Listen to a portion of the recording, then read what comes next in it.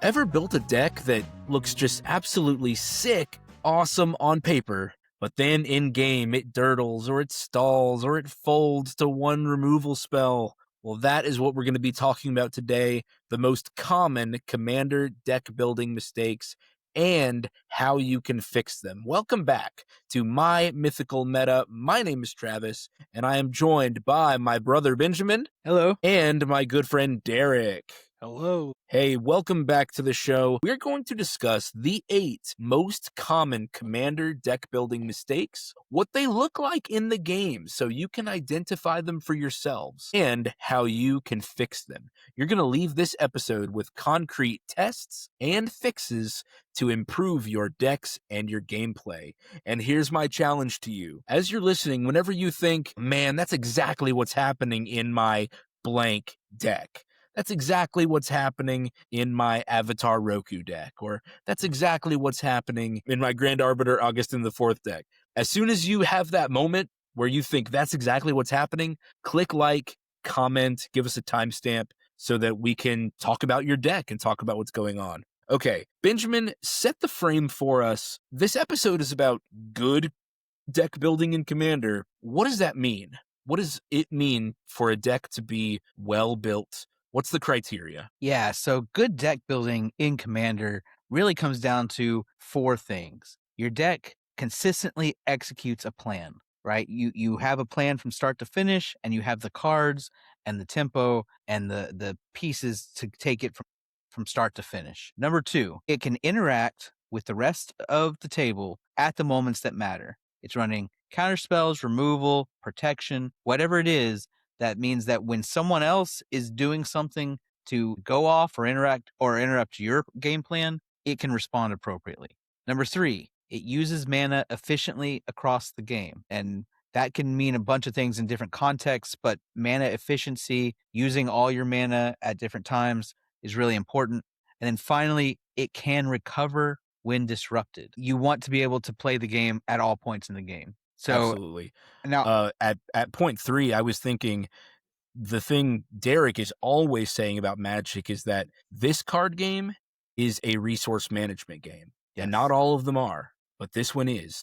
Very similar to a board game where you have to create your resource management engine as part of your game plan to win. And not all card games have that, but this one does. Yeah. All right. So obviously the power level of your deck and your meta matter, but the mistakes we're going to go through today all fit into these 4 key points, and they show up at every power level and across all different archetypes, but maybe in different forms. We'll probably try to touch on those as we go, but I've definitely seen these mistakes at all levels of gameplay and in all styles of decks. Agreed. All right, so to start us off, Derek, describe for us mistake number 1. Yeah, so mistake 1, we have not enough deck velocity, and we're talking like card draw, card selection, tutors, things like that. Stop me if you've heard this before. You're in a game, everyone's going crazy, and you're playing Boros, and you've played your whole hand, and all you're doing is just land.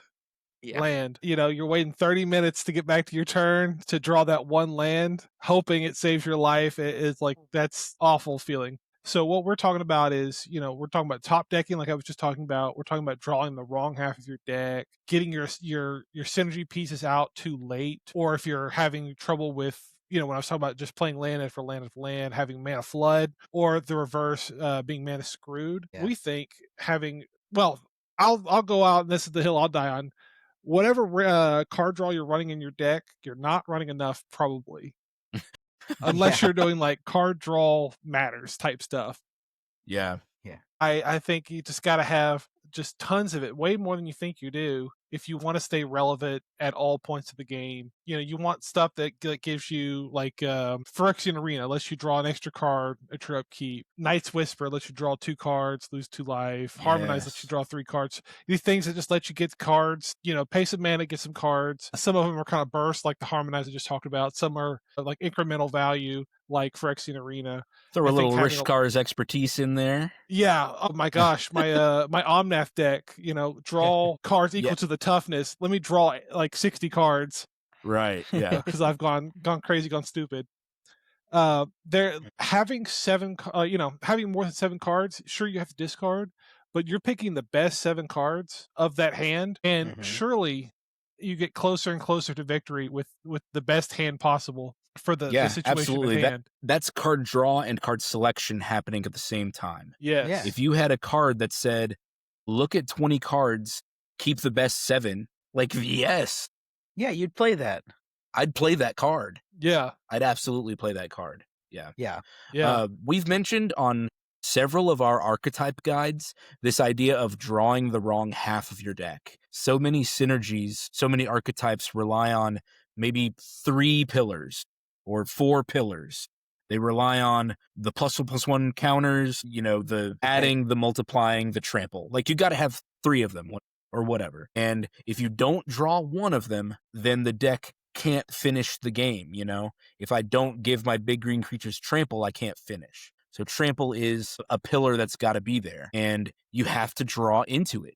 If your deck has 3 actions it's got to take to win, but you only draw the cards that give you 2 of them, like, adding more card draw will ensure that you see all parts of your plan. Yeah. Yeah. It's especially as you play at higher levels, your game plan sometimes becomes more complicated. Like Aristocrats has a lot of moving pieces to get stuff going. Combo requires specific cards. And so as you move up higher in your brackets and your power levels, it becomes crucial that you have tons of consistent and reliable card draw. Yeah. Hey, the simplest version of this is Big Mana Stompy. You have the ramp, you have the giant creatures. But if you only draw ramp or only draw giant creatures, you're done for. The only ways to consistently see both in a game in high enough quantities is to have enough deck velocity where you're drilling down through your deck, seeing 20, 25, 30 cards by turn 10. So that over the course of a game, over the course of a game, yeah. If your games last 8 to 15 turns, you don't want to be seeing 8 to 15 cards. You want to be seeing 30 cards, 40 cards, so that by the time you've gone that far through your deck, you've seen all the pieces you need to see. We can see how important this is if we look at the opposite with none. If I look at none, if I have no card draw in the deck and I have 100 cards in the deck and the game lasts 10 turns, then I've only seen 17 cards? Yeah. 18 with your commander. 18. Okay. So less than a fifth of your deck after less 10 than a fifth of your deck in 10 turns. You are not. And no, games are ending by then. Yeah, games are ending by then. And of those 18 cards, you hope 5 of them were lands. Yeah. You hope 10 of them were lands. You hope you hit your land drop every turn. Can you win the game with 8 random cards from your deck? No. No way. No way. So without the tutors or the draw or the selection to manipulate which kind of card you're drawing, there's simply no way to ensure a win reliably. So let's look now at the fixes. How do we fix this error with more specific instructions than add more card draw to your deck? What can our listeners look at to try to increase the number of cards they're seeing and get to the winning card every game? Benjamin, start us off. Okay, one of the best fixes I think for this is to tack on some sort of velocity to your other cards. So a lot of times you could pay 3 mana for an effect or 4 mana for that effect plus draw a card. And maybe your deck can't support a bunch of those, but if you add on some of those to 5 of your cards, that's 5 extra cards you see over the course of that game. Things that like scry lands and surveil lands, if you're gonna have tap lands, you might as well play those because they're helping you dig.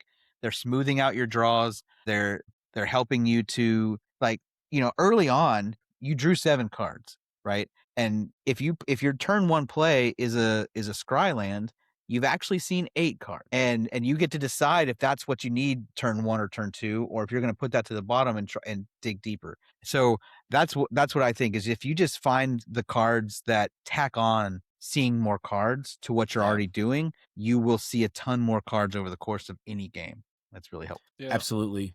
Derek? Let's not forget that Wizards has made so many cards that deal with the graveyard. The graveyard becomes a second hand, and being able to recur things out of there is card selection. Say like, hey, I played my answer for this, 4 turns ago, and I need it back. So let's victimize and get it right back out. I think that is an excellent tip. It does not matter what color you are in. Every color has tools that look in the graveyard for resources. So utilize those. It is such a bad feeling to see something on board that you need to do, and the answer is in your graveyard looking at you. Because for every color, there's a tool that says, hey, your graveyard is still there. You can still use it. Wow, Derek, what a great tip. Yeah, and if you are putting enough recursion in your deck, then self-mill becomes card draw. Yeah. Yep. It's another way to see more cards. Yeah. Yeah. I think my biggest point, something that I try to do in all of my decks, is diversify. Diversify my card draw. I want some effects that give me an extra card every turn, and I want some effects that can give me a burst of 3 or more cards. Yeah. Like just because those are useful in different situations. The cards that say, hey, draw an extra card every turn, well, that's just the regular smoothing out the long game and increasing my overall selection over the course of a game. But those cards that say draw 3 or more, that's panic time. That's crunch time. And Right. I need an answer now. And it's just so important to see those. Or even if it's not, I need an answer now. Maybe it's Alpha Strike time. I need to play Rishkar's Expertise, draw 5, windmill slam a winning card onto the table, and I need it now. Like my board is ready, let's win the game. So both of those cards are good. And obviously, if your pod tolerates it, depending on the bracket you're playing, tutoring is card draw. Tutoring is transforming a card in your hand into the card that you need at that moment. So it's not draw, it's selection. Tutoring is amazing. Selection. The best. Yeah. The best. 1-for-1 matching of the exact card you need.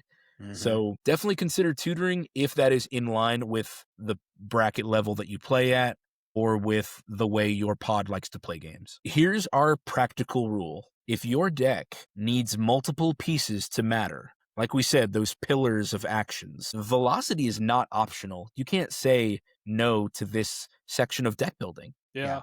I mean, I'll even argue this rule with what you just said. I think already every deck is, they're trying to get lands on the field, use lands to pay for spells. So already you're having to get 2 pillars just to do something in this game. So, I mean, that's why Simic is so strong, because every card they have is draw a card, play a land, and they don't forget game 3 fast. Yeah, don't forget the life. Don't forget game 3 life. Yeah. So as you start tagging on more and more, you're going to need even more card draw. Yeah. You're going to just, like we said, diversify, make sure you can hit, each pillar to have a successful deck. Velocity is just not optional. We did an episode in the past about how ramp can be optional, and we're about to talk about that a little bit, but card draw is not. It's not optional if you want your deck to function and hopefully win. All right, Benjamin, bring us to big mistake number 2. All right, mistake number 2, mana-based sloppiness, and related to this is ramping sloppiness. So what does this look like? You miss your colors early. You keep fine hands, quote unquote, but you can't cast spells with them. You end up taking turns off because your lands enter tapped. You run 35 lands, but 12 of them are utility lands, and you're wondering why you're stuck on 2 out of your 3 colors. Or you ramp into nothing relevant. Your ramp might be too slow for your meta or too fast for your meta. Depends on your payoff. It depends on your power level, of course. Or you ramp heavily, but none of it involves fixing. You're only fetching basics. Maybe you're not running enough basics for all the ramp you're running, things like that. But if your ramp is only Soul Ring and Mind Stone and, Worn Power Stone, and you're just tapping all your ramp taps for colorless in your 3-colored deck. Right. So you really have to tailor your mana base and your ramp package to what your deck is doing. So like Travis had said earlier, we did have an episode about whether or not ramp is optional. And we had some back and forth with commenters. Some people said, no, never. You always have to put ramp in your deck. I do have some decks that are not running any ramp, but maybe Soul Ring. But you have to tailor it, and you have to make sure that it matches what you're doing. If you're following deck building templates that say 10 to 12 pieces of ramp, and you're not paying attention to whether or not the ramp fits what you're doing it wrong. Yeah, don't be a slave to these templates that say you need X amount of things. Every deck has its own needs. Every card you add is a new variable that needs to be assessed as a whole. Yeah. We played this weekend. I think all three of us played at least one deck that was running 20 pieces of ramp. Yeah. Yeah. Yeah. So I do think that's just part of our meta, though. We just like that. yeah. Yeah. But I think the decks we were playing needed it. Needed You them. can't. They could not have gotten away with running less. Yeah. At one point, my Ronas deck had 3 or 4 6-drops on the field, Mm-hmm. and you can't do that with only 6 lands. Yeah. So how do we fix those mistakes? What are the things our listeners need to maybe test out or measure in order to figure out this balancing act between, multicolor lands coming in tapped, the ramp? What's the plan of attack here? Derek, start us off this time. Be honest about color requirements. I build on Architect before I even pull cards out, because I put all the cards in, and then, at the bottom or wherever it is, it tells me how many pips I have, how many lands I'm producing of that color, and I can start tweaking the land values. Like, I have 30 pips of forest and only 6 mountain. I need to take a few from the mountains and put them in the forest, because I'm definitely going to need forest, but I might not need mountains very much. And then if you got stuff like Cruel Ultimatum, which has, I think, 7 colored pips. Mm-hmm. If you're playing a 3-color deck, boy, you better be sure you need that card for putting in the deck, because that is a hefty price to pay. When you have something like red in a 2, 3, or plus color deck, my God, it better change the world when it comes in for that kind of price. Yeah, the key card for this for me is Necropotence. Necropotence costs black. And I don't just want to put it in mono black decks. I want to put it in my Golgari decks. I want to put it in my Grixis decks. Well, guess what? My mana base better support that. And Sol Ring's not helping me cast a card like that. Sol Ring's not really helping me cast a Phyrexian Arena, right? Because it only has 1 colorless pip in it. Mm-hmm. So I need to be playing cards that can produce black. In fact, even in my mono black deck, if I want to be playing Necropotence, I'm probably not playing a whole lot of Rogue's Passage and War Room and these cards lands that only produce colorless mana. Because if you get that on turn 1, then you're not playing Necropotence until turn 4. Yeah. The consideration I'm about to mention will depend on your bracket, will depend on your meta, but look at how many of your lands come in tapped. And you have to weigh whether that extra effect of the land is worth a mana, because it's coming in tapped and you don't get to spend it that turn. So is whatever bonus effect it has worth 1 mana? Is it scrying 1 or surveilling 1? Well, that might be fine. That might be worth it. But is it gaining you 1 life? I'm not paying 1 mana to gain 1 life. That land is cut. Just like Benjamin was saying about missing colors in your opening turns, if a land comes in tapped on your opening turn, that's 1 additional turn before you can start playing maybe a 1-drop or a 2-drop. I have had games where I've got a 2-drop in my hand and I can't play it until turn 3 because my second land or my first and second lands both came in tapped. Yeah. Like I said, just consider it based on the bracket that you're playing in. If your whole pot is bracket 2, this might be normal. This might just be the established level that your group plays at. But if you're playing at 3 or 4, give those lands that are coming in tapped a second look, because there are 5-color lands that come in untapped. Mm-hmm. Your Mana Confluence and your City of Brass. Does City of Brass come in untapped? Yeah. Okay. Yeah. So they do exist, and it is possible. And we know, at least at My Mythical Meta, we are a proxy-friendly meta when it comes to lands, especially. There's just no reason you shouldn't be playing the game. Right. Yeah. And some of you out there are probably sitting there thinking, I mean, you're playing your Mana Confluence and City of Brass and Shocks and Fetches. Your life is just draining before you. Let me tell you, your typical game of Commander is going about, at brackets 2 and 3, it's going about 10 turns. You have 10 turns to play your lands. You have 40 life. So if you take a turn off because something came in tapped, then that 1 mana, like over the course of 10 turns, you're probably spending about 40 mana. Yeah. So that's probably right. Yeah. I'd rather pay a life to have access to mana earlier, because that lets me spend more mana over the course of the game. And so I think that makes a big difference. I think a lot of people aren't thinking like that. It's not uncommon for me to be down 6 life by turn 3 because my mana came in untapped. But I also have a good board because of that. It's true. So, every time we're looking around and going, why is Benjamin at 33? And we just missed it. And it's because he's paid 1 for Shivan Reef, pay 2 for a Shockland to come in untapped, pay 1 for a fetch. And it just, it kind of piles up, but he's the one that's got 2 creatures on board and enchantment, and his synergy's already rocking and rolling. Yeah. Let's not let the utility lands cannibalize your consistency. As you add more colors to a deck, your ability to put utility lands in goes down because you got to prioritize having your colors if you want to play the game. You might get just a forest, but you need white, black also. And I only got a third of my colors and can't cast my commanders, can't do anything. Mm-hmm. Yeah, your Reliquary Tower is not helping you cast Henzi turn 2 or 3. Yeah. Temple of the False God, Scavenger Grounds, all these things. They might be nice in like a mono or 2-color deck, but they got to really pull their weight in a 3-color deck. And I think they're almost, not impossible, but they got to be really good in a 5-color deck. Yeah. I mean, Scavenger Grounds, I think, is something you can put in any deck, but after that, I don't know. Yeah, I totally agree that the colors, starving for colors, the more colors your deck is. And your Henzi deck has just come up a lot in the last 3 weeks.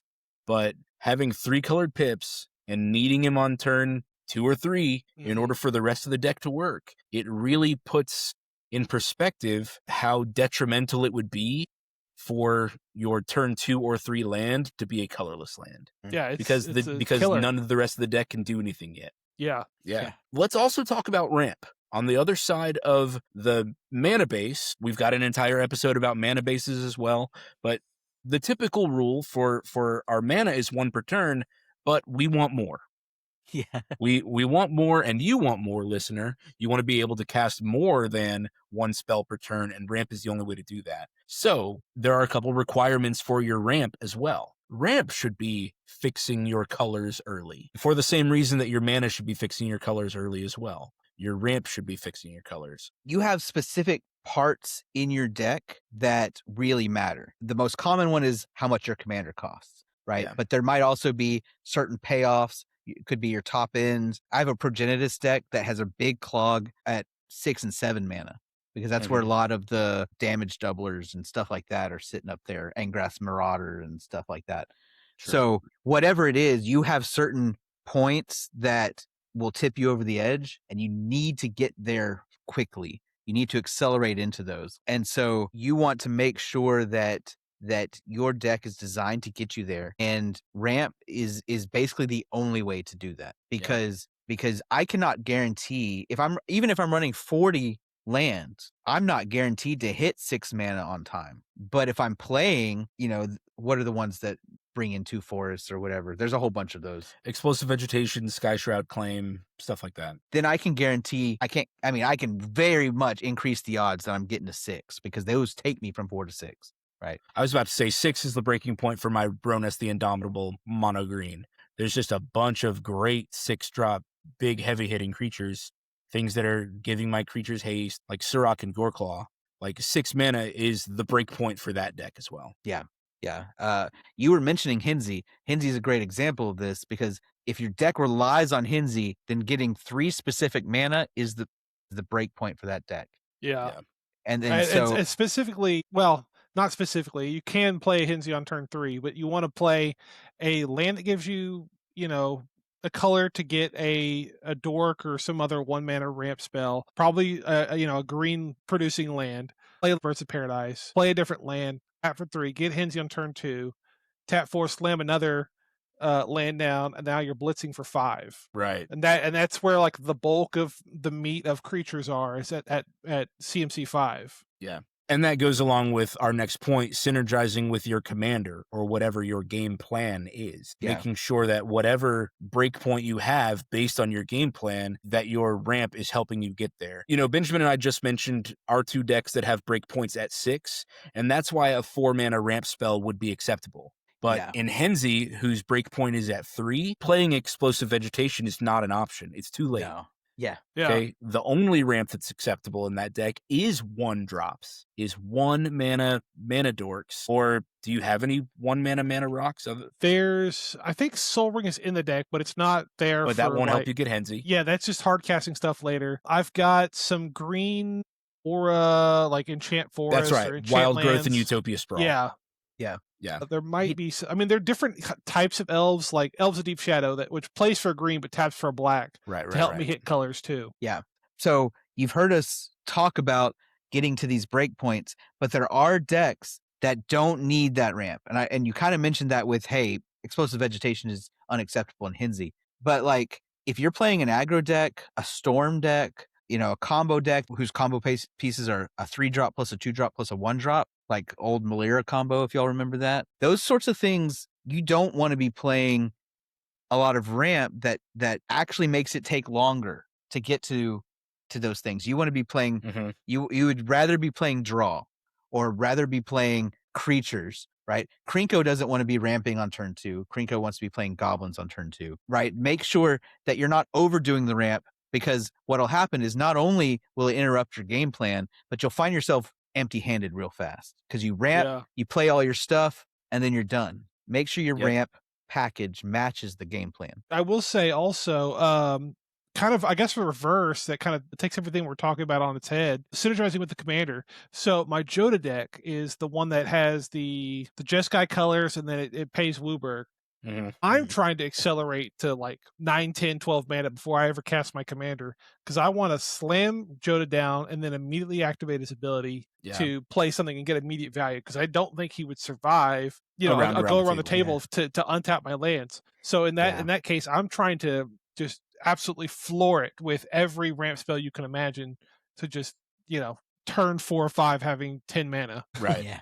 Yep. Absolutely. So here we go. Here's mistake number 3. Not enough interaction, or the wrong interaction. Okay, and this goes with what Benjamin mentioned earlier, the qualities, the criteria of a good deck, interacting at the moments that matter. So stopping other people from winning, or protecting your own board state, or protecting your winning move. So here's what it looks like when you don't have enough interaction in the deck. It looks like you're a passenger. It looks like waiting while somebody else combos or just snowballs. We don't have to be talking about CEDH combo wins here. If you just watch another player have a board state that steadily increases every turn and you can do nothing about it, or Benjamin played Grand Arbiter Augustin IV against us the other day, a deck that locks out the table, and you sitting there going, well, I guess I'll die. Guess I get to pay more mana. I guess I get to continue sitting here. Right. Like sitting there and waiting during your turn. That's what it looks like when you don't have the interaction. Magic is, again, a rare card game, as we've seen in our experimentation over the last year, where you can take actions on your opponent's turn, but only if you have them, only if you've got them in hand, or only if you built your deck that way. Another thing that this sometimes looks like is you're holding in your hand ramp pieces or value cards or synergy cards for your deck, but you're wishing they were removal. Like, if Benjamin's Grand Arbiter Augustin board continues to grow and you just want to remove Smothering Tithe, or you want to remove Rhystic Study, or you want to remove Aura of Silence, but you don't have the card in hand to do it, that's it. I mean, it just, again, you kind of feel helpless when you are in this situation. Now, this mistake is kind of divided into some common sub-mistakes. One is that there's not enough interaction, period. There weren't enough deck slots dedicated to it. But the other is that maybe you did pack the interaction, but it doesn't line up with your meta. I think it's always better to play games with people you know, with people who are already your friends. We've established that on this podcast pretty substantially, I think, that strangers are the last resort. Right. So consider the likely decks that you're going to play against, or consider the likely propensities of your squad, your friends, and pack the removal that goes with what they play. So maybe your deck has all creature removal, but all of a sudden Benjamin plays Grand Arbiter Augustin IV deck, and it's all enchantments that are locking you out of the game. That's not what my deck was expecting at the moment, and so I sit there unable to react. Right. This is a mistake I made a lot as an early deck builder, when I would sit there and say, okay, I need 10 pieces of removal in my deck. So let's put Day of Judgment, Wrath of God, Damnation, Toxic Deluge, Oh my God. Swords to Plowshares, Doomblade. And so it's like I have 10. I'm gonna kill everybody's commanders because I know that everybody's playing creatures, and I can't do anything when someone plays their enchantment that says your creatures with flying can't attack. Well, gosh darn. Someone's playing what's the one that makes 5/5 beasts every turn? Sandworm Convergence. Yeah, Sandworm Convergence, and I'm sitting there like, well, I can kill your beast every turn, but eventually I'm going to run out, and you're going to keep making beasts. Yeah. So I think that's a very common one. Like young players do this. They figured out that you got to play interaction, but it's not diversified. Yeah. And so some of our fixes for that are diversify.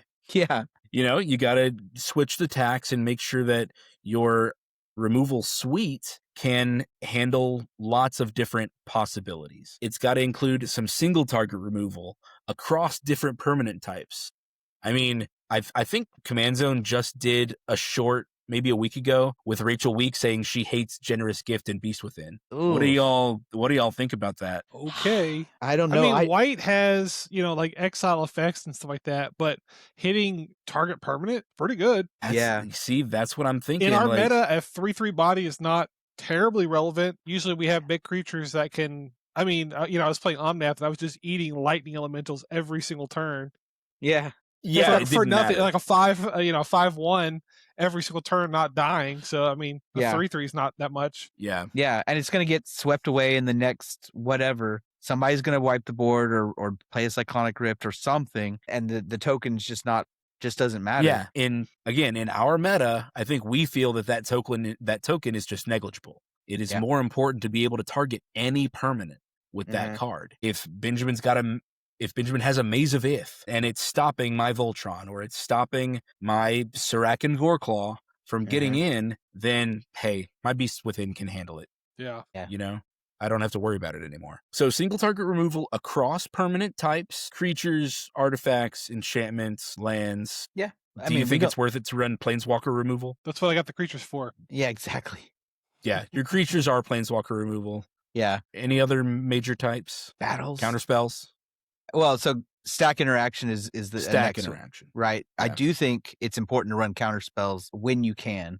Obviously, not everybody can, but also stack interaction and counterspells isn't just blue. It also includes things like heroic intervention or target creature gains hexproof. Or target creature gains shroud can be used against your opponents when they go to suit up a creature with boots or something. How fun. What? That's crazy. I said how fun. Yeah, I've literally protection. never thought of doing that. That's awesome. I haven't either, but that's pretty awesome. And like red has, not necessarily counter spells, but we're talking about like redirects. There's the redirect lightnings, bolt bends, stuff like that. Bolt bend, deflecting swat. Yeah, protect your creature and kill something else, or whatever have you. Yeah, I was just looking at my Imp's Mischief in black. Does the same thing. Gain control of target's spell or change the target of it. You lose life equal to its mana value. I was just remembering Muck Drub. Right. That black creature with madness that says you can change the target. Yeah. That Derek that you put in my Christmas deck. Uh-huh. Also, a couple of board wipes appropriate to your deck and appropriate to your meta. This is, again, something that will depend what your friends like to play with. If I rolled up to a deck and Benjamin had 10 board wipes in it, well, and I don't actually have to imagine that. That was probably the first year of our meta where all of us were playing 5 or so board wipes in our deck. Yeah, we saw the was list the template that we had to have 5 board wipes. We saw the templates. That was the template back then. We saw that we needed 5, and our games lasted 4 hours. And I think now we've just evolved to say it's better to have a shorter game with fewer resets and just lick your wounds and move on, rather than fight literally to your last breath over a 4-hour game to get a win. Yeah, and plus they've had a lot of board wipes that already exist, and as more sets come out, they'll come up with new ways. But board wipes, if you meet a couple other conditions, you might be saved. Yeah. I mean, they're the black ones that wipe only your opponent's stuff. Their stuff is like destroy all non-enchantment creatures, destroy creatures that don't have counters on them, things like that would be very synergistic to your deck and help, let me clear that side of the board and go ahead and win. Exactly. Yeah. This game is old enough that there are board wipe options suitable to whatever deck you're playing, I think. Yeah, this Go is ahead, probably Benjamin. what y'all meant, but just to make sure it's very clear for our audience, playing those doesn't slow down the game because your win conditions are still on the board. You get to get in unblocked after playing something like that. Right. So those, I find those fully acceptable. If you want to put 10 of those that leave you with creatures, go for Yeah. it. That game will be over real fast. Yeah, I mean, that's Right. kind of how I do Alinda. I've got like Yeah. 4 or 5 board wipes in there, but they're like, destroy all but one creature or whatever, and I'll save the payoff stuff, kill Alinda, get the tokens, and I'll start machine gunning people or whatever. Right. Yeah, Yeah. absolutely. On that chain of thought, though, I think that brings us to another fix, which is make your interaction proactive and not just reactive. We tend to think of interaction as being counters and destroy spells and whatever, but removal that's specifically designed to clear blockers away. That's the one-sided board wipes or things like that. And things that stop them from stopping you. So playing silence, playing the protection like Boros Charm. One of the big ones that we played, like Malakir Rebirth, that lets your creature come right back again. Well, they didn't stop your engine when they thought they were gonna. You get to keep comboing off or whatever. And so those are the sorts of things I think that your interaction can help your deck be better in general, but also make your games faster, since we're talking about that, by having proactive interaction. Yeah. Very good. So here's a practical tip, something that you can leave with at the end of this episode in order to determine or improve or level up your deck. The next time you lose with a deck, name the card type that beat you. Was it a big trampling creature? Was it a storm of instants and sorceries? Was it, XYZ? Identify what got through all of your defenses, and then add 1 or 2 answers that directly address that exact problem. Okay? If it's a storm of instants and sorceries, maybe add something like a counterspell to your deck. If it's creatures, add a board wipe, add a one-sided board wipe. Just something like that. Add 1 or 2 cards to your deck that directly address what beat you last time. And I think your deck is going to improve. And now for mistake 4, Benjamin. Oh, when you added this to our outline, I was floored. I learned something here. Listeners, pay attention. I think you're going to have a level up light bulb moment. Benjamin, go ahead. All right. Mistake number 4 is not realizing that the curve you have on paper is not your real mana curve, your paper curve versus your functional curve. So when you go on Architect, Moxfield, Deck Check, whatever, it'll tell you your average mana cost. Architect has this nice little chart that shows you how much, and you see your goal is to have a nice mana curve so you can be doing things at every point in the game and your threats increase or whatever. And you look at that and you say, I have lots of 1s and 2 drops and my mana curve is low. But then it turns out that all your 1s and 2 drops are reactive. They're counters, they're protection, they're narrow answers or recursion spells. Or they're mana rocks. Well, Or mana mana rocks. Yeah, well, mana rocks are fine. I'm talking about, so I'll give you the example. So I just built a Crick Son of Yawgmoth deck, and it doesn't play a whole lot of ramp. It does, but kind of later in the curve. All the 1s and 2 drops are kill spells, protection spells, recursion spells. And so when I built the deck, and it's one of the things I'm working on right now is I need to adjust this a little bit. I look at the deck and it's got a perfect curve. Beautiful. It's lovely. Yeah. But on turn 1, I lay down my swamp. It's untapped. I'm ready to go. And I am not going to play Malakir Rebirth on turn 1. Boon of Erebos on turn 1. I'm not going to do it. I'm not going to. I could play Phyrexian Rebirth on turn 1, but it's not going to do anything. I'm not going to have anything in my graveyard for a long time. Right. So all those cards that I put in there in the 1-drop and 2-drop slot, they are not 1 and 2 drops. They are on turn 5. I'm going to play a 4-drop plus a 1-drop. This is especially true if you're running equipments. Your equipment that costs 2 to play and 2 to equip is sitting there looking like a 2-drop on your mana curve, but it's a 4-drop. Well, I mean, counterspell is a blue, spell. It doesn't do anything until someone else does. Right. Yeah. Exactly. Yeah. So it's a dead card until someone makes an action, and then you can choose. Yeah, I get what you're saying. Yeah. Yeah. I haven't thought about it, but that's a good point. Sword of the Animus is the one I was thinking of. A lot of people see it on their 2-drop thing. They think of it as a ramp spell, but it doesn't. Not only, you could technically play it on turn 2. It literally does nothing until you've also played a creature and also played another 2. And so it's probably something that is better played on turn 4, 5, or 6. And so Yeah. what you're doing, if you haven't put a lot of early plays in your deck, is you're going to say land go, land mana rock go, land. Oh, I'm stuck with, okay, equipment go. Now I play my commander, but I can't equip it. Go. Yeah. That happens to me all of the time. Yeah, and you're sitting there saying, I don't have enough mana to do both on turn 3 or both on turn 4, and so I sit there having only spent 3 of my 5 mana. Yeah, and I couldn't do so anything. a lot of people they've learned what a curve is, and they learn why you need a curve, and they've built their deck with a good chunk of 1 and 2 drops, and they wonder why their deck is so slow. And this is why. It's because the things you've put at 1 and 2 cannot be played or used on turn 1 or 2. And instead, you're trying to play those while you're also trying to play your 3s and 4s and 5 drops. And which basically means you need 7 mana to do the thing, not 3 and 4 mana like your curve tells you. It's lying to you. Yeah. I think what some of us do is only put mana rocks at 1 and ramp spells at 1 and 2. Yeah.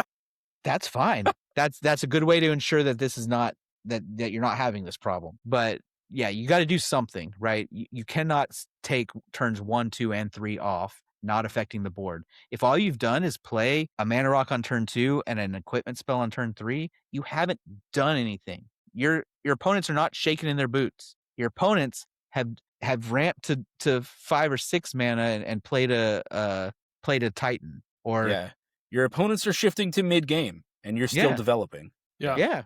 You're target number 1. You have nothing to stop. Geshath is coming. Yeah, exactly. I bet we got a lot of people going, oh, that's what's happening in my blank deck. And you should have clicked like right there if that was your thought.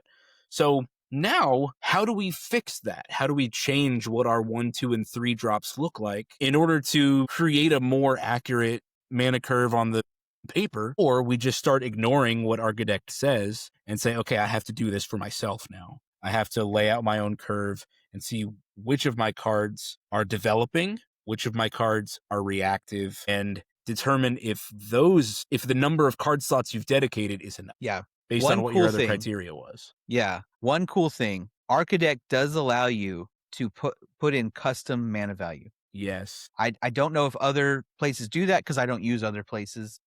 Mm-hmm. But Architect will let you do that so you can see a more accurate curve. If you want to, you can change Blackblade Reforged and go custom 5 mana, rather than it showing up as a 2-drop. Yeah, Helm of the Host is a 9 mana spell. Exactly. Right. Yes, and that's kind of like what Derek was saying about his Joda deck. Joda is a 9 mana spell, right? You cannot call it a 4-drop in that deck because you're not playing it with just 4 mana open. The first fix: put things where they really are on the curve. If you're building your deck on Architect like Derek does, use the custom mana value so that you see an accurate curve. That's fix number 1. I think fix number 2 is what you were getting at, which is at every mana value, have a good mix. You have like some mana rocks, some reactive spells, some board wipes versus some large creatures. One Cyclonic Rift plus an Eldrazi. Yeah. At the same mana value. Yeah, well, Cyclonic Rift. Is it a 2-drop or is it a 7-drop? That's right.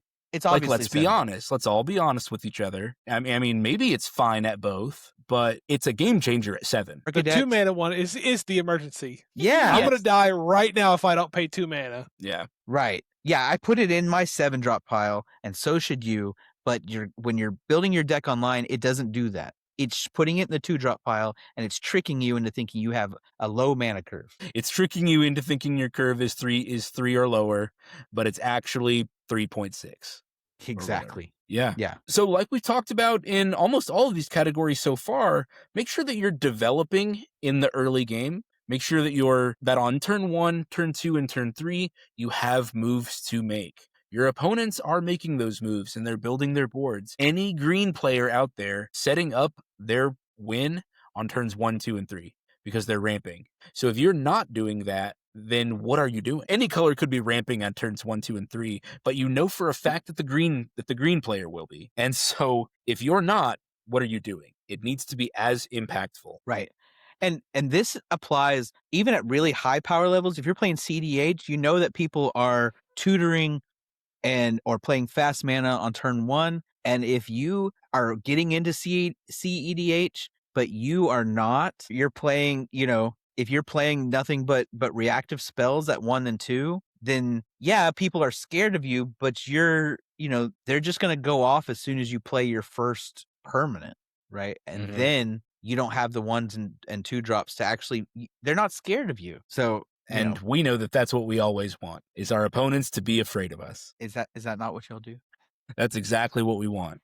Here's how you can tell if you're not sure if you're being lied to or not. Goldfish your deck. Play it a bunch of times. After you've done, say, 10 opening hands, if you are regularly doing nothing meaningful until turn 3 or 4, then your curve is lying to you. You should always be doing something meaningful, I would say, starting on turn 2. That could be ramp, it could be card draw, it could be playing early aggressive creatures, could be playing a combo piece.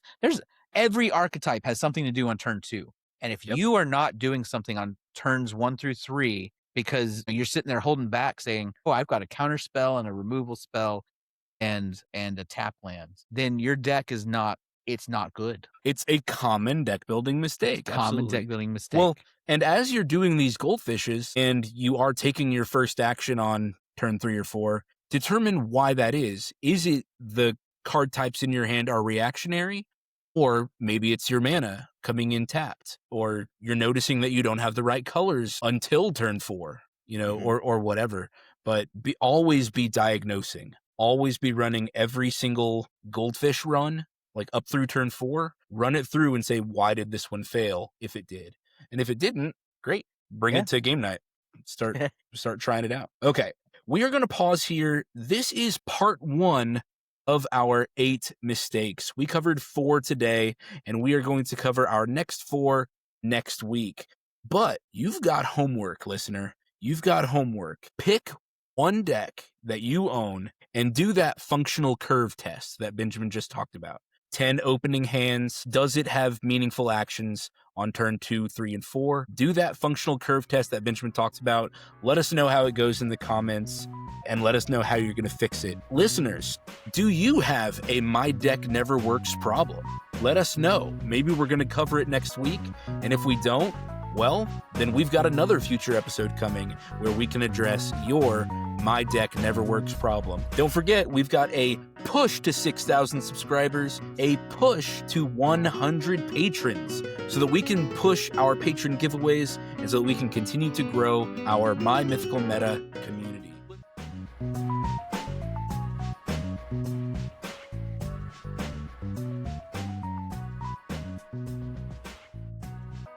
Last time we hit some of the most common mistakes in EDH deck building, and tonight we are finishing up that list with the mistakes that create these feel-bad experiences. A deck that's theme adjacent instead of theme.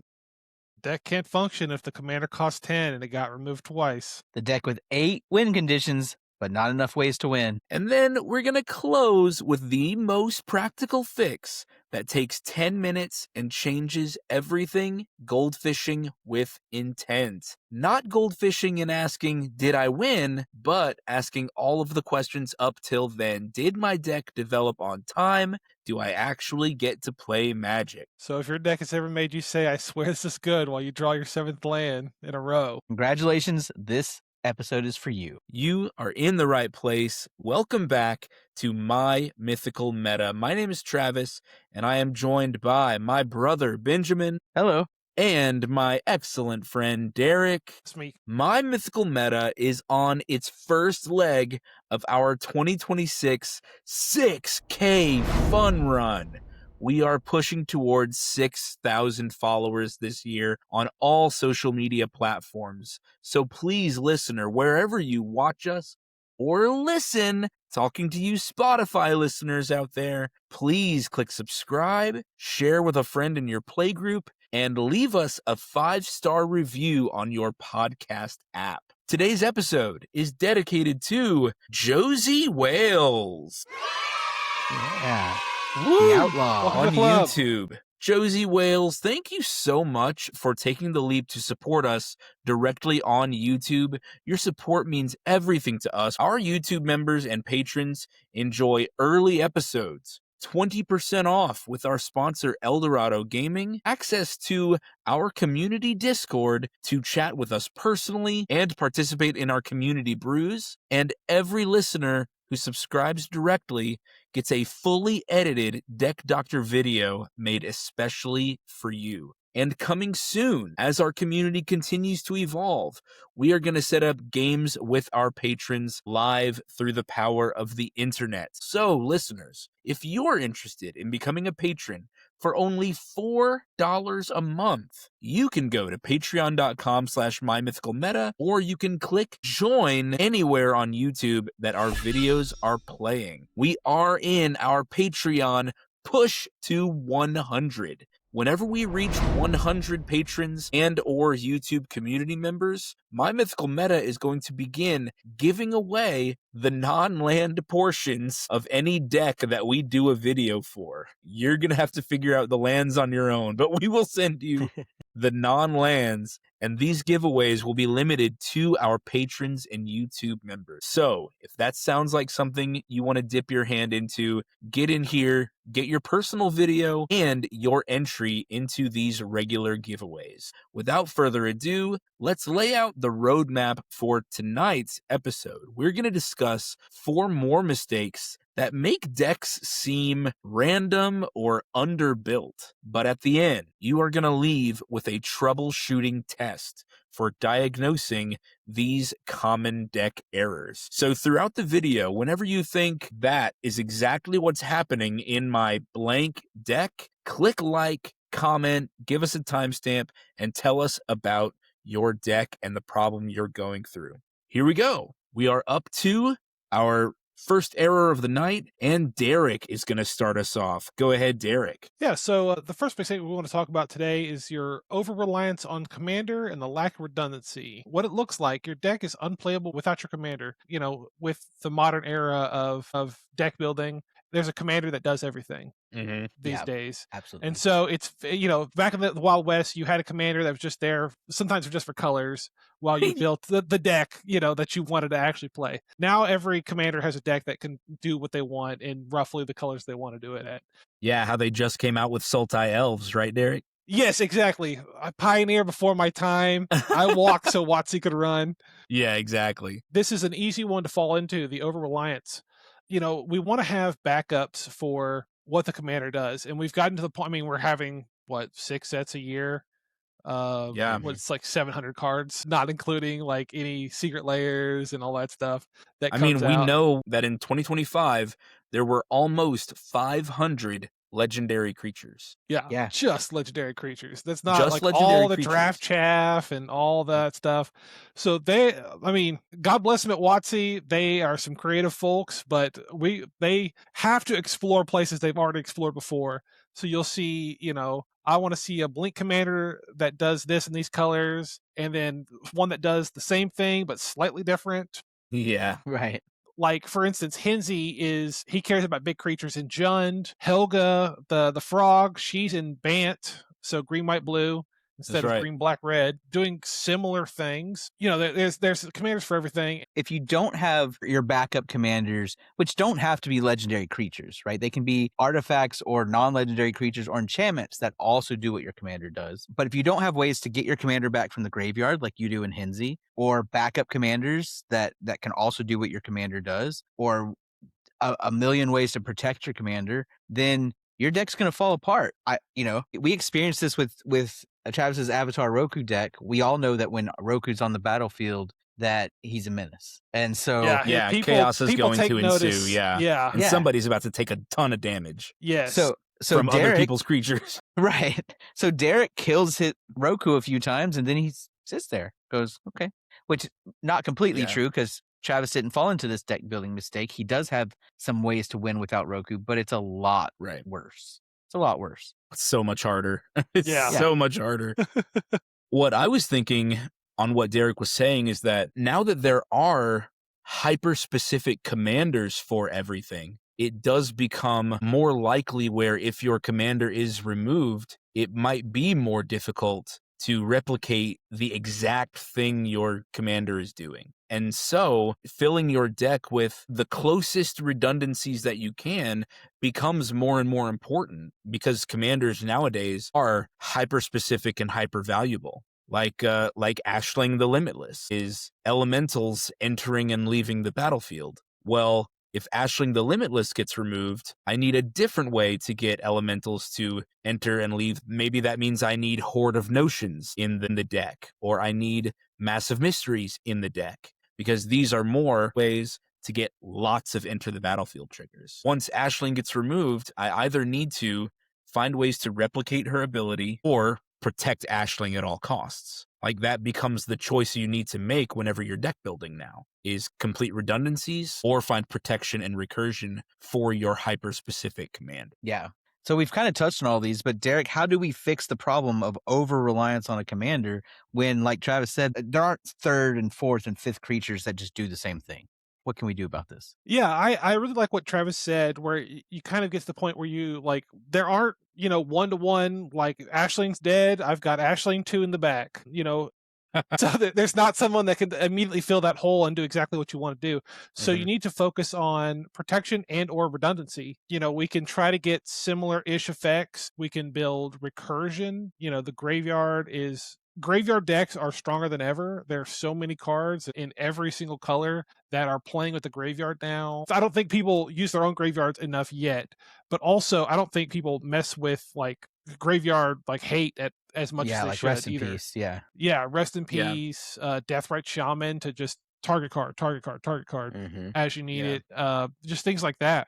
So recursion is super strong, and protection spells. I mean, I'm in green in almost every deck I play, and I've got Tyvar Stan, Overprotect, Snakeskin Veil, Tamiyo's something. Tamiyo's safekeeping. Yep. Yeah, they're instant spells that cost green or green and 2, green and 1, green X, whatever. That make it a commander indestructible, hexproof, what have you. Yeah. That have a lot of flexibility in how you can use them. In blue, I'm a sucker for Slip Out the Back. Oh, so a great good. one. Target creature faces out, and you didn't see anything. Yeah.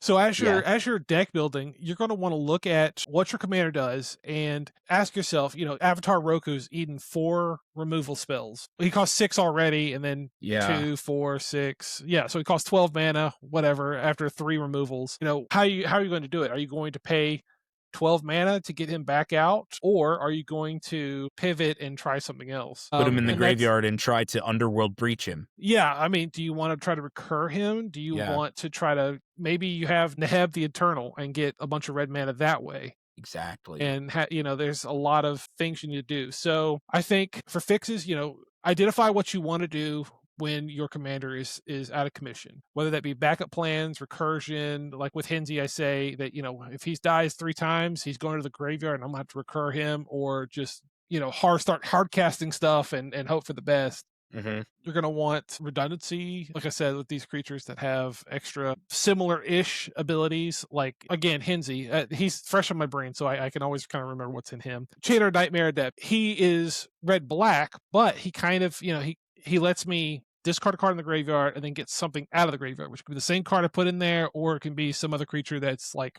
that's the card I need. Yeah.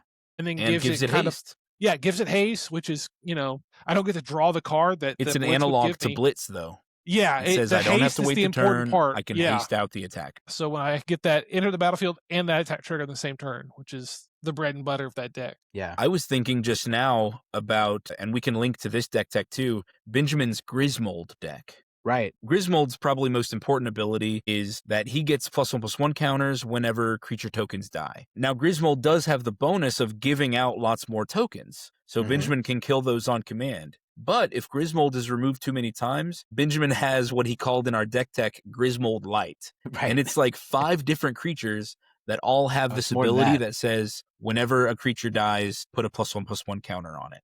So as the rest of Benjamin's deck continues to kill 1/1 tokens, he can play Grismold Light, play one of these backup cards, and have a big beater that's going to do the same thing Grismold would. Right. Yeah. Yeah. And I also put in stuff that makes tokens. There's Spore Mound and everything that just everyone makes tokens for playing the game. So it doesn't just rely on Grismold, and then and then like you said, all those cards. Yeah, so even though Grismold has this specific suite of like 2 abilities, making tokens and then getting stronger when they die, Benjamin has created the deck so that those 2 abilities are replicated in other places throughout the deck. And I think that's the core of what we're trying to discuss with this error, is if your deck has 2 or 3 necessary functions that it must do, and I can point to our Aristocrats episode. Again, pillars. Yeah, Pillars I of was actually actions. thinking about my Alinda deck. She's like Grismold, where she wants things to die so that she gets stronger. But then the game plan is for Alinda to die. You need to Yeah, you need to so like that she think, explodes into vampires. yeah, explodes in all these tokens. You have to like really like, what am I gonna do? Because I can't just keep putting her in the command zone. She's gonna get too Yeah. expensive and she's gonna be lost there. So I have built, tons of recursion. All those black instant spells that say when this creature dies, bring it right back. I think I've had like huge explosive turns doing that. Get her huge, kill her off, bring her back, make her huge again. Bring her back, Yeah. do that in one turn. And yeah, that wouldn't be possible if I had to keep sending her back to the command zone, more than likely. Exactly. So making sure that your deck can continue without your commander means replicating your commander's abilities in other places throughout the deck, which just means when the commander is there, everything's happening even more, and your deck is going to feel that much more unique, and the synergies are going to go off that much harder. But it does mean that if the commander is removed, the deck will continue doing its thing. Its pillars will still be met, and it can still have a plan from beginning to end to still win the game. Like that's your, not an alternative, that's in addition to a protection or recursion package like Derek was talking about with Henzi. You want things that replicate abilities. You also want things that can protect your core commander, especially if, like we mentioned before, they have a hyper-specific ability that you need. Right. If they have a hyper-specific ability that can't be replicated, no matter how much you try, and maybe you're in colors that don't recur a lot. So, for example, with Travis over the weekend, I was building a Toph deck, Toph Hard-Headed Teacher, and there aren't a whole lot of cards out there that let you earthbend multiple times a turn. If your deck is built around abusing that, then, I'm filling it with all the cards that Derek was talking about earlier, with Snakeskin Veil and what's Tamiya's Safekeeping. Taiwan Stand and All-Star. Legolas's Quick Reflexes is the one I was thinking of. Yeah. As many of those things, because recursion, green has good recursion. I could get her back, but honestly, if I'm wasting spells bringing her back and casting her, then I'm not earthbending because she's in the graveyard. I want her to stay on the battlefield. And so because I can't replicate that with other cards, and recursion wastes precious time where the deck can't do what it's doing because I'm spending the whole turn bringing her back, you have to load up, 6, 7, 8 protection spells, and you're not protecting anything else, just Toph. And so everything else is expendable. Protect Toph at all costs. Exactly. Get down, Mr. President. But you do need to know this about your deck, right? If your deck needs that, you need to have the plan in place to make it happen. And if your deck can't run that many removals or that many protection spells and still function, then it may not be a good deck, right? You got to, and that's okay. If you play in a removal light meta or something, this may not be as big, but any established meta is eventually going to realize they need to run targeted removal or board wipes. I think every meta evolves to increasing interaction. Yeah. So we mentioned a couple times with this last mistake of looking at redundancy and adding redundancy to the deck in order to support the commander. The mistake that I'm going to talk about is decks that are theme adjacent but not themed. Decks that lack identifying traits. Benjamin was just talking about Toph and how Toph is, or which Toph hard-headed teacher. What? Hard-headed teacher. Toph hard-headed teacher. Whenever you cast a spell, Earthbend 1. Wow, really cool. And you might think, that's all the earthbending I need. That is all the earthbending I need. If it's on my commander, then maybe I don't need it anywhere else. So the mistake that I'm talking about now, a deck that's theme adjacent, here's what it looks like. It means you've got a cool commander. A commander that's super unique, a commander that has a unique ability. Maybe you've got 8 to 12 on-theme cards. So maybe Benjamin's got some cards that give land creatures abilities, or like Raga Draga. Landfall. Yeah. Oh, yeah. Some generic good landfall stuff. But then the rest of the deck is generic good stuff. It's red, combat buffs, it's trample, it's green, power matters, it's ramp, Right. the whole deck's ramp or whatever. And sometimes when this happens, a deck can still win, but it might not feel unique. This red-green deck that Benjamin's talking about with Toph Hard-Headed Teacher, it just becomes, well, I'm going to ramp up into Elder Gargaroth at 5 and Rampaging Baloth's at 6, and it's the same thing that comes in every printed precon. Right. The same stuff that gets reprinted every single deck. Steel Hellkite. Jesus Christ, I have 20-something Steel Hellkites in my binder, and whenever I add it to the deck, I'm like, this guy again? This guy again? Like, sure, he's good. If I've ramped, then he'll make a good board wipe eventually. If I've ramped, and if it's a combat-focused deck, then sure, he'll get in. Sure, I'll be able to board wipe something. But it doesn't feel like a super unique deck. It doesn't feel personal. I'm the one talking about this error, these decks that are too generic, because I've talked on the podcast about how I love building 2s. I love going in to Scryfall and finding a card instead of a staple, finding a card that pushes my theme a little bit more. A card that pushes my synergy category, or a card that pushes my synergy metrics up a little bit, so that it increases my redundancy. This releases some of my reliance on the commander and makes the deck overall more resilient if, instead of generic good staples, I have leaned into the theme a little bit more. So what sometimes players do is they over-allocate to the staples and the responsible cards because they're good. They look good, everybody talks about them, and the theme, Benjamin's Earthbending or whatever, it becomes the garnish on the side. Now, whenever these cards get stacked up, theme cards usually get cut first because they look weaker in isolation. If I have a 2-mana counterspell or a 4-mana counterspell that makes a 1/1 token, like Geist Snatch, okay? 2-mana counterspell is better. Okay, it's just better. But, say for example, I'm playing Narset Enlightened Exile, which is a deck I briefly had that says creatures you control have prowess. And I had put in a bunch of creature token making stuff so that whenever they prowessed, I was getting lots of power buffs instead of just one. Well, I want to be making a spare token at every moment. At every moment, whenever I do any action around the board, I want to be making an extra token somewhere. I could say the same thing about Randy's Darien King of Kaeldor deck.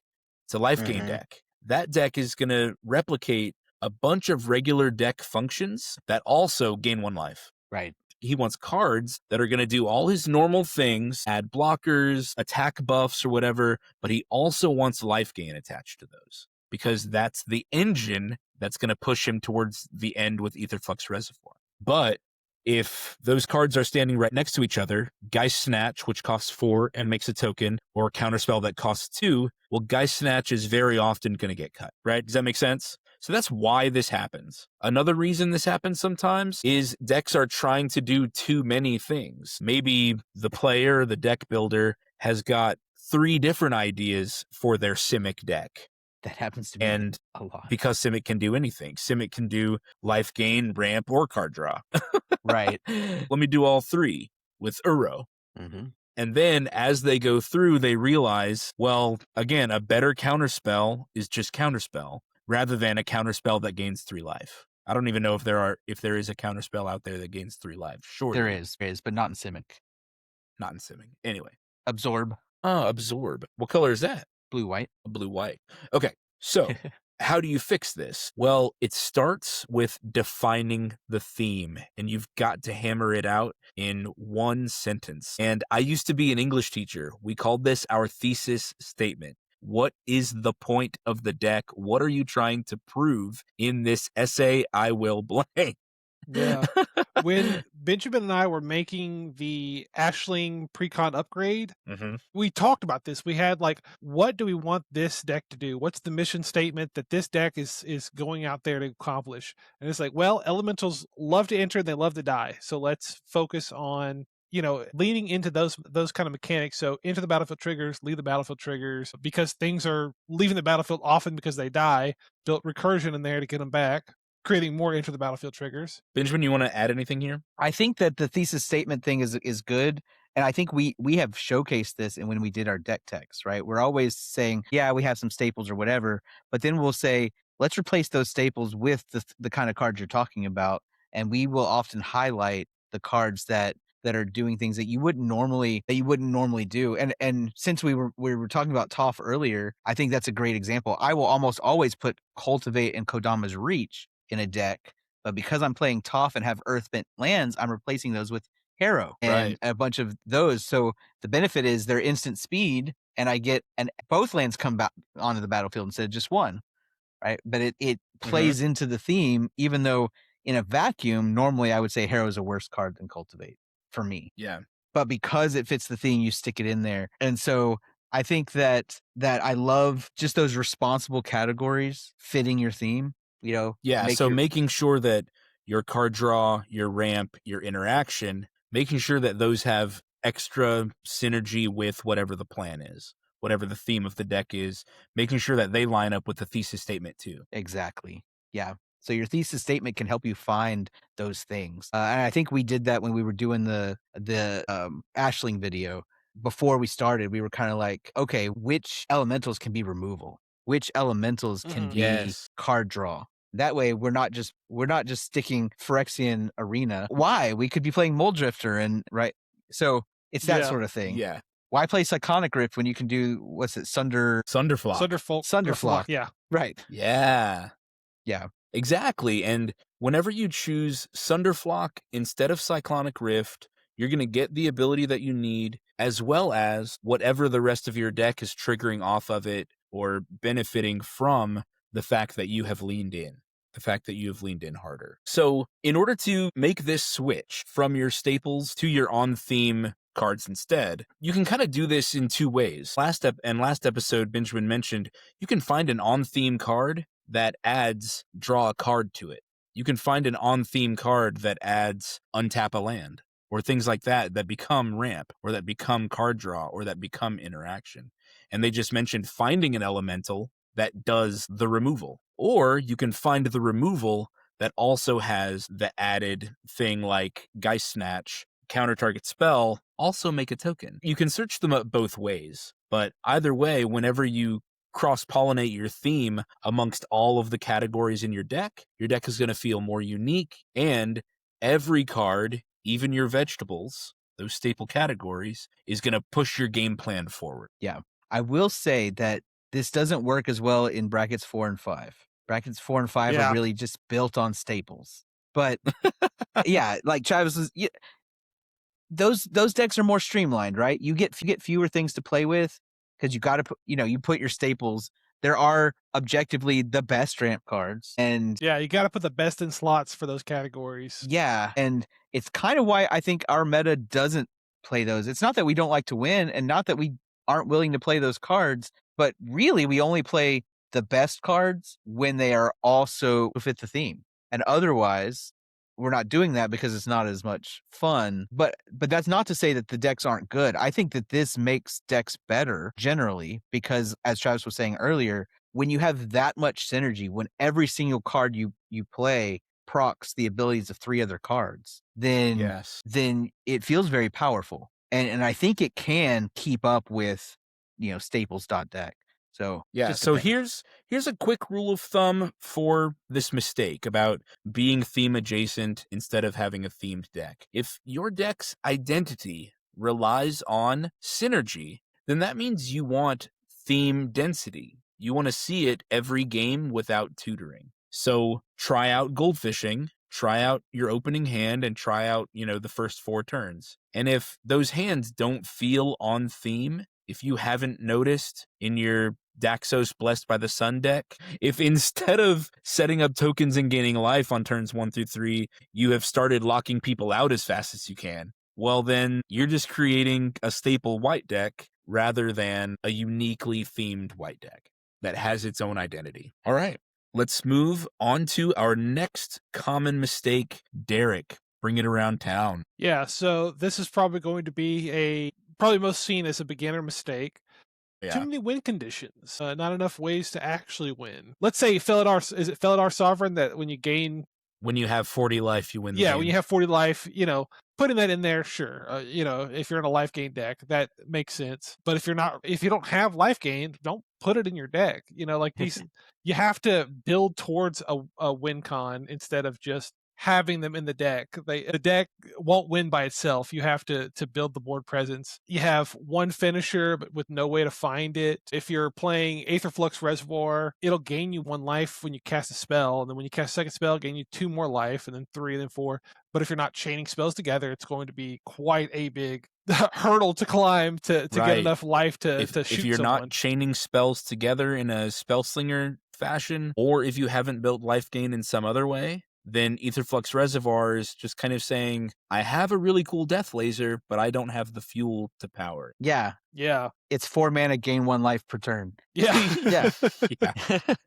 But then, the worst life gain rate ever. right? Yeah. Yeah. Also, you have these like maybe you have like 6 finishers in your hand or in your deck. Those finishers probably like cost 6 to 8 mana or even more, and God forbid you get them in your opening hand. That's a dead hand that you cannot play, that will not do anything. The more you add in there, the less likely you are to win with them, because they're going to gum up your hand and your card draws. You're like, I got Aetherflux Reservoir, but I'm at 20 life. What am I going to do? I was thinking back when Derek and Randy started buying their own Magic and building their own decks instead of just playing mine, was Amonkhet and Hour of Devastation. Yeah, I And bought a a box cool of card Hour that came. Devastation. What'd you say? I bought a box of Hour of Devastation. I thought it was so cool.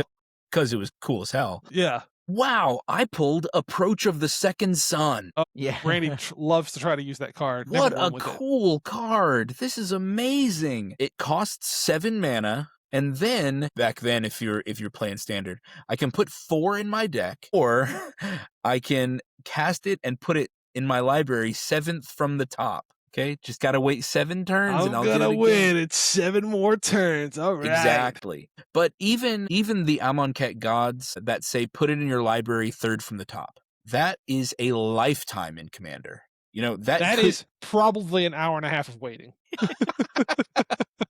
That's a lifetime. That is going to take forever. That is not as resilient as you think in a game of Commander. I'm just trying to go with like new players pull bombs and booster packs, and then they want to put them in decks. And those bombs often are either worse in Commander than they are in Limited, or they just take a lot more planning and a lot more setup than a new player thinks they might require. Yeah. And you're kind of reminding me, like, I think a lot of new players might get in starting in Limited. And if you do that, Limited really prioritizes bombs, because chances are you're only going to see 5 that whole draft, or maybe 6 if you're doing sealed, right? And so finding one that you can even play at all is high priority. But when you're building for Commander, or even, any other format where you have access to all the cards that have ever been printed, you don't have to prioritize the bombs in quite the same way. Your game plan matters from start to finish. Your curve matters from start to finish.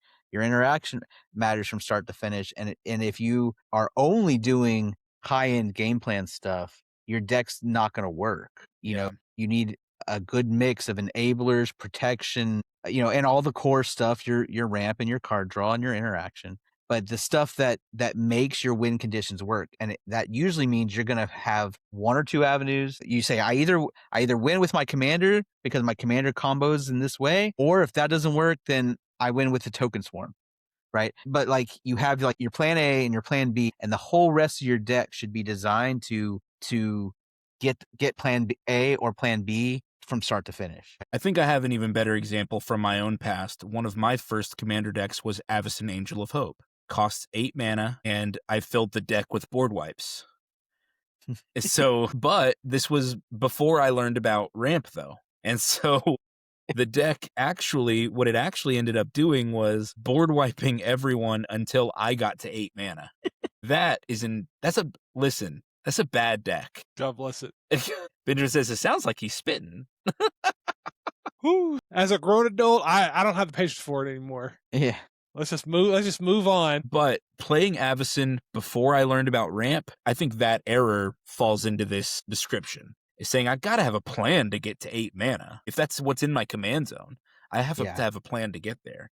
If I don't, then I'm waiting 8 turns with nothing to fill in the space, with nothing to fill in the gap. That's a mistake. That's an error. To have a big bomb at the end with no avenue or setup. I don't remember specifically what deck this was, but I bought a Crater Hoof Behemoth because I usually play green decks, and I was like, oh, everyone talks about it. You know, I mean, it's a great card. Don't get me wrong, but I would put it in a deck without like, I'm not doing tokens. It's just green, so I'm putting it in there, and I'm going to try to finish the game. So I get like maybe a +5 boost from Crater Hoof Behemoth. That might be enough, but I doubt it. I wasn't playing Crater Hoof Behemoth to its potential. Yeah. That would be like a token deck or something. And so I'm like, well, this card sucks. Yeah. Maybe it's the deck. Maybe I'll put in a different deck, and it's the same issue. You know, I'm just repeating that same problem. Yeah. Benjamin, anything you want to add here? I mean, just to kind of wrap it up, if you can't describe how you win in 1 or 2 sentences, you probably don't have a plan. The same thing we were saying last time, right? Like, I'm kind of seeing a theme develop here, and that is that your deck needs a thesis. As do your essays. Children in grades 8 through 12. College through post-grad. Through college, through being a lawyer. That's right. Have a thesis. Your case needs a theme. Benjamin, bring us to our last final mistake and how fixing this one can improve any deck in any archetype. Go. All right. Last mistake for the night is not goldfishing with intent. This can help you diagnose all the stuff we've just been talking about and all the stuff we talked about last week. Look, you only learn your deck by playing your deck. You got to come to the table. Unfortunately, when we build a deck, usually it's just us. It's just us in our office or at your kitchen table or whatever. Maybe you have family members around, but you're not at the LGS building a deck. You're at home. And so what happens is you get to the table, you've built this deck, it's all great, and then you don't know how to play it. You think you know how to play it because it worked great when you drew your cards and played it. But of course, when you're doing that at home, at your desk, there's no removal on the other side. There's nobody who's about to combo off. There's no one with blockers. You're swinging in thinking, oh yeah, I'm getting all my attack triggers. I'm getting all my combat damage triggers. Yep. I'm always ramping exactly like I want to because there's no one with broken bond saying I need a land drop and killing your soul ring. Right? You're tapping out on turn 5 instead of saving 2 mana for counterspell. Yeah. I mean, that's or a big your protection problem. Spell. Yep. And this is like what we talked about last week where if you filled your deck with 1 and 2 mana interaction and you get to turn 5, that's when you want to be playing your interaction. But when you're goldfishing, you're saying, oh, I could slap my commander down, shields down, not able to interact, not able to protect, because you don't feel threatened when you goldfish. And then further, you're kind of top decking the whole time and then kind of building up, but you don't actually goldfish with the game plan in mind. You're not practicing your tutors. You're not looping the combo if that's what you're doing. When you scry, you're not thinking like, do I need this card based on what's going to be on the table? You're just digging for your win as fast as possible, which is why it's called goldfishing, but it's not helping you get better. Here's what you need to do when you goldfish, because goldfishing is important and more people need to goldfish more often. As a teacher, every skill can be improved with practice by doing homework. My kids would tell me I can't write, I can't spell, and I ask them, what is something you can do? and they'll tell me about their hobby or whatever. I can skateboard. And it's like, tell me about the first time you stepped on your skateboard. I fell or whatever. You have to do the thing to get better at it. Even if it starts bad, you have to just go through the motions and try. So what Benjamin, I think, is about to describe is not just practice makes perfect, it's perfect practice makes perfect. Okay, practicing goldfishing correctly is going to help you internalize all of the things that a good Magic deck needs to be thinking about. Sorry, I just wanted to put on my teacher hat right there, interrupt for just a second. Benjamin, keep going. Tell us about how to goldfish better. Okay, so when you're goldfishing, you should not be goldfishing to win. You're not playing against anybody. You should You should be gold.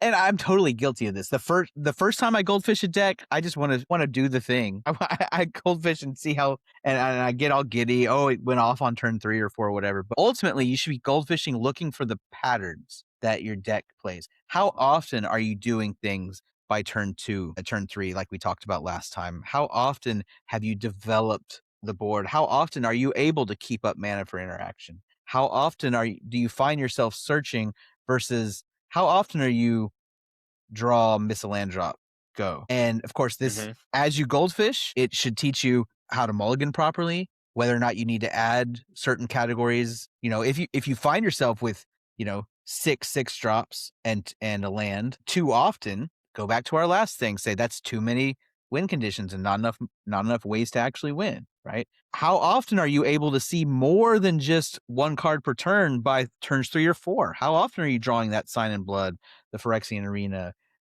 How often are you able to actually start swinging out comfortably by turn 5, or do you have your engine on? Are you able to sling multiple spells in a turn? Whatever the theme of your deck is, how often are you able to do that by turn 5 or 6? To be completely honest, you should be taking notes. But it's a deck building skill, not a player skill, because you should make goldfishing with intent part of your deck building. And Travis saw me doing this weekend. We were at a convention this weekend, and I brought my top deck to sleeve up and whatever. And I was goldfishing during slow periods, and I've got a bunch of cards that I'm ready to swap out and swap in because certain things were happening too often and certain things weren't happening enough. And I'm like, okay, it needs more of this and less of that. Guys, it is inspiring to watch Benjamin just in real time build a deck and work through errors and think about his categories and stuff. Because Benjamin's got a stack of about 150 cards, and constantly in between goldfishing, he'll swap out 3 cards and try something else. It's really cool to watch. Sorry, Derek. Yeah, I think I cool. interrupted No, you're fine. When I'm building decks, I will goldfish the deck to death. I build an Arca deck, so it's real easy to just play test it. Maybe I've got like 130 cards and I'm trying to get down to 100. The land spread is not going to be great because I don't have, a land base that supports 150 cards, 130 cards or whatever. But I get the idea. So you just straight goldfish with a 130 card deck. Yeah, and so I can start evaluating cards. I'm like, hey, this card sucks. This is super low impact. That's an easy cut. And, I'll do that a couple times and I'll find a couple cards. I'm like, I need to get rid of that, get rid of that, get rid of that. And slowly I just start chipping down the deck. Derek starts Tony Starking it. Yeah, honestly, yeah. I get down to 110 cards and I'm like, okay, I got to see, play this a couple times.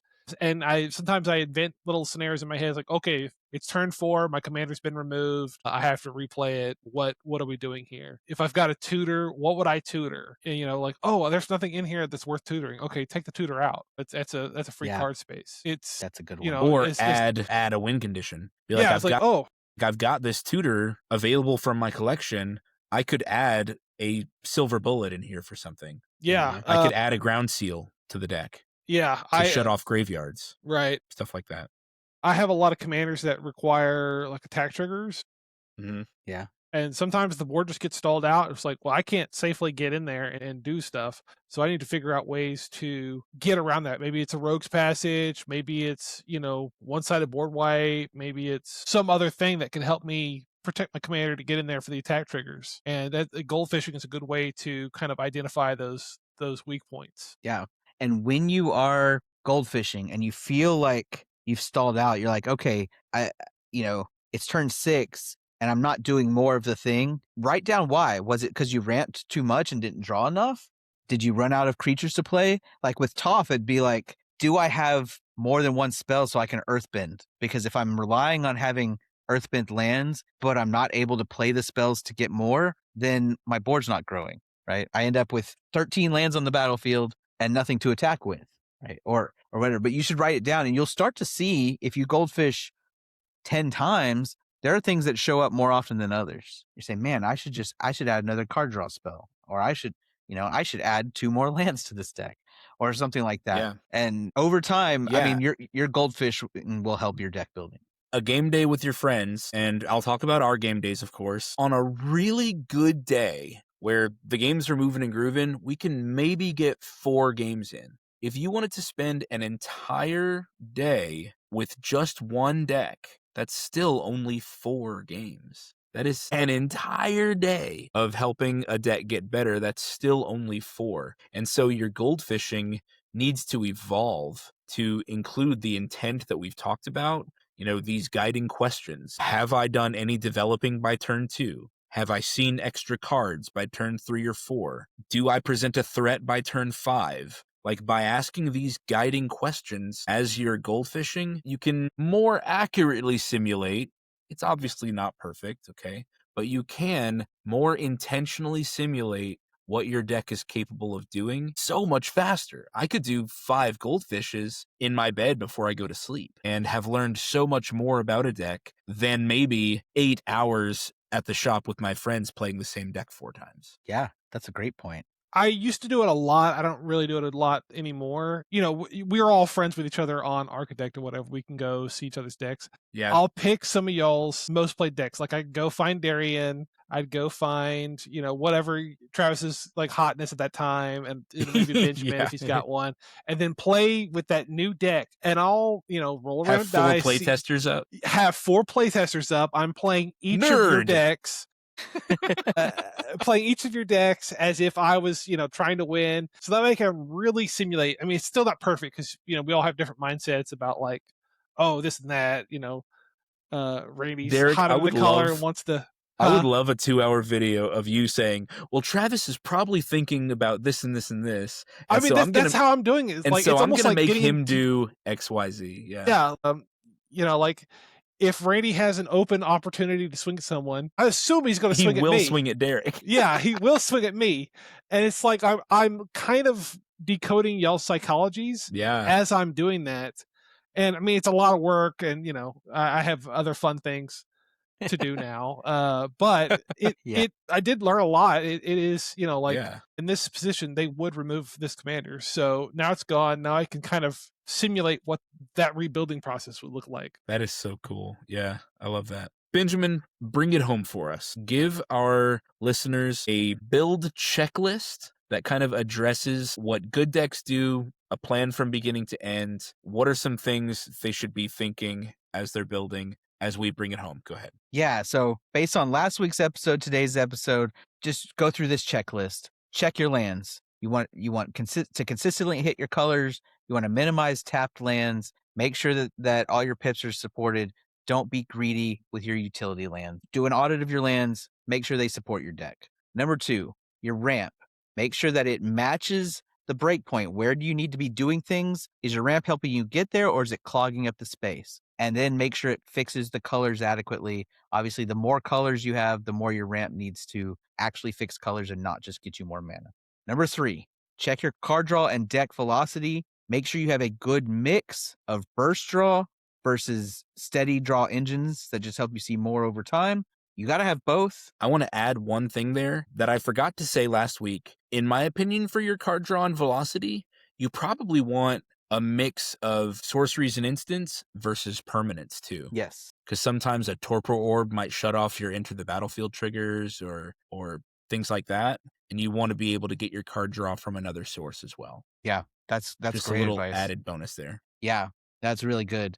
And of course, remember that Scry, Surveil is also velocity. It's still helping you see more cards, but just make sure you're seeing a bunch of cards over the course of a game. Check your interaction. You want breadth across different permanent types, plus you need stack interaction when that's needed. And your interaction is not just removal or counters. It can also be keeping your plan alive, but that's the next step, right? Make sure you have a protection suite if your deck needs it. Obviously, you have to balance that, but the more based specifically on your deck's plan, right? Not all decks need a protection. Like Elenda does not need a protection plan. Right.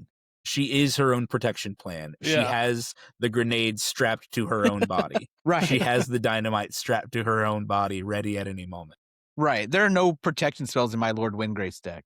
Right. Yeah. Like, I don't care. But yeah, but for a deck that relies on synergy, on specific pieces, you got to protect yourself. You got to protect your cards. Audit your recursion package. Between your protection and your recursion and your interaction, just understand that you must be able to rebuild when wipes and removal and other interaction have interrupted your game plan. You do not want to sit back on turn 5 and say, well, that's all I had. And then finally, make sure that in addition to the staples that you're building for your archetype, you want a good density of cards that are on theme with redundancy and fewer non-bows in your deck. And if you just run through that checklist, lands, ramp, velocity, interaction, protection, recursion, and archetype and theme. You just run through that real quick. Make sure you follow what the stuff and avoid the mistakes we've talked about. Your decks will be much, much better. Here you go, listeners. You have homework. You have homework, listeners.